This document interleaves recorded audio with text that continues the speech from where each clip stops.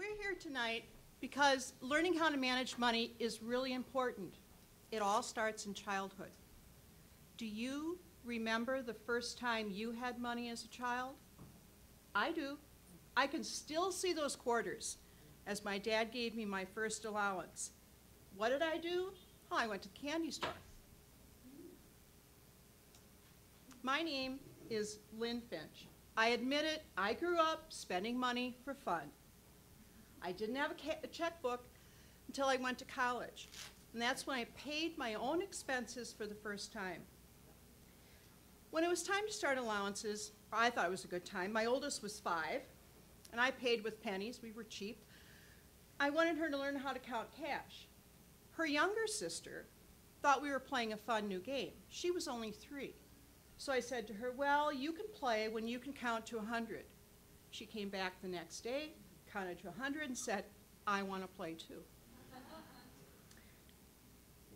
So one day, I didn't have enough cash to pay them. So I grabbed a piece of paper, I wrote their allowance as a number. That was in 1977. It was the beginning of what would become the no cash allowance.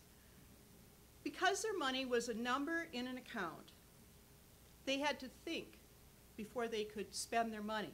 And we had set some ground rules. They would get a weekly amount, they would have total control, their allowance would never be withheld, they were going to own this money. And our mantra would be, it's your money, you decide. So they had to look at their money as a number in an account. And this is how it would work. They'd update their accounts, we'd head off to the mall, do some shopping, I'd pay for their purchases, we'd come home and they'd subtract from their balance. This was debit card spending, long before debit cards were even around.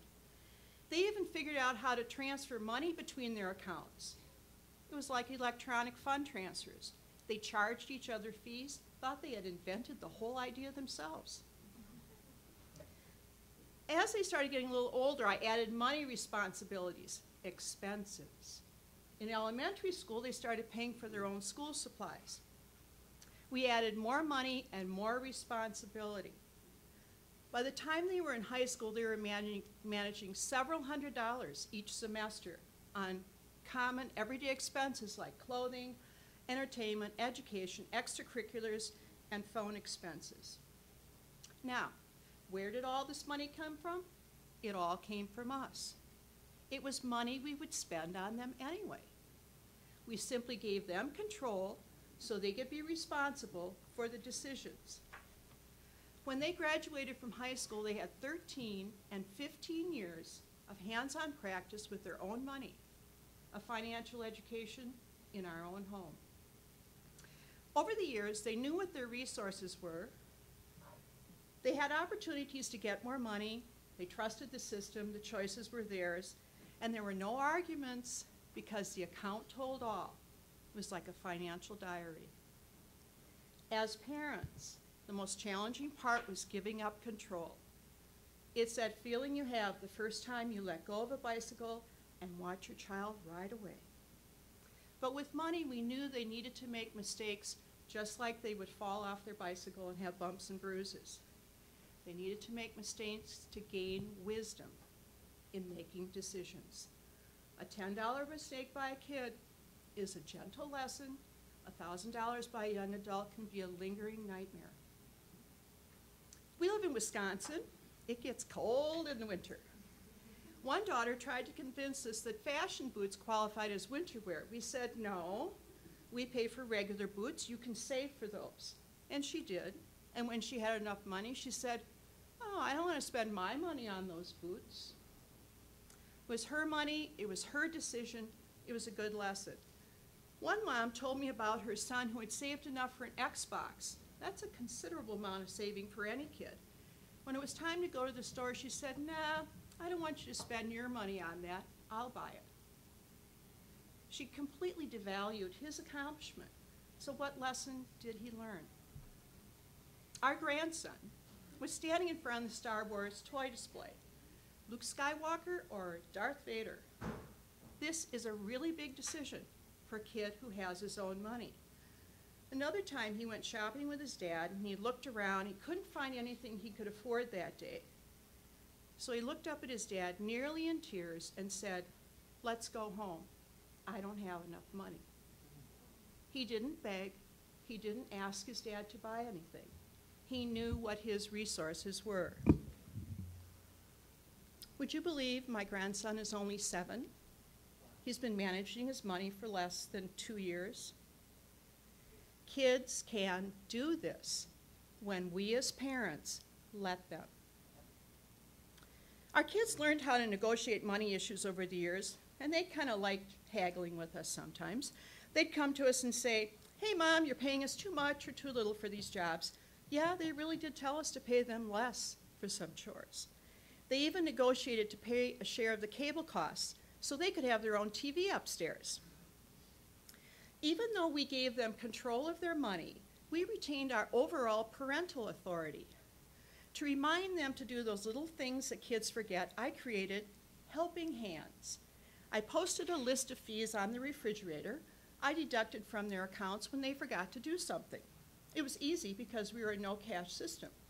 When they discovered they were losing money for things they were supposed to do, helping hands quietly went away. There are learning experiences along the way for parents, too. Our daughter had one recently. They were on a vacation. Her son bought a toy spaceship. He agreed to pay her back when they got home. Oh, they got home, he changed his mind, didn't want to pay for the toy. And in one of those parental moments, she gave him an ultimatum. You either pay for the toy or give it to me. Much to her surprise, he handed over the toy. At that point, she might have said, "Hey, buddy, you can't get away with that." But she realized she had changed the rules. She gave him a choice, and he took it. What do you think she learned? Money management, we discovered, is all about making decisions. We wanted our kids to make lots of decisions. We often fell back on our mantra, it's your money, you decide. College brought a new level of responsibility. We deposited our contribution to their school accounts, and they managed it from there. When talking with other parents, we realized, hey, our daughters never called from college to ask for money. One even managed to have $2,000 in her savings account so she could take a trip after graduation. That's when we decided our allowance experience was a success. Our kids could manage money. They were ready for the adult world of financial responsibility. That's also when I decided to finish writing my book. In the end, we understood that money management has two parts, process and principles. Our kids needed to know how to manage money as well as why. Our no cash allowance gave them a consistent, reliable process. We gave them principles to guide them. We were actually happy when one daughter said to us, she hated us because we made her want to pay her bills. Her other daughter said, paying bills doesn't stress me at all. The bottom line is that this approach shapes behavior through positive reinforcement by empowering children to make real decisions. I believe any family can be as successful as we were. In the end, this mom learned that it wasn't about money at all.